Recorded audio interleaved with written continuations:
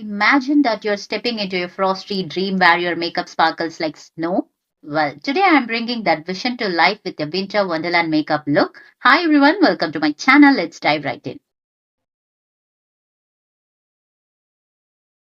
Okay, so first I'm starting with a lighter shade concealer to create the perfect canvas for colors to pop. And then I'm picking a blue concealer shade from Inside Cosmetics and then applying it to the outer corner and gently blend it out with my fingertips for a smooth finish. Next I'm layering a vibrant blue eyeshadow over the cream base to intensify the color and I'm blending it to keep it seamless. Then I'm carving out half of my crease with the silver eyeshadow and I blend the edges where the blue meets the silver for a soft transition. And for definition, I'm using the e.l.f. eyeliner to create a sleek line. Then I'm highlighting the inner corner with silver shadow and liner to make the look pop.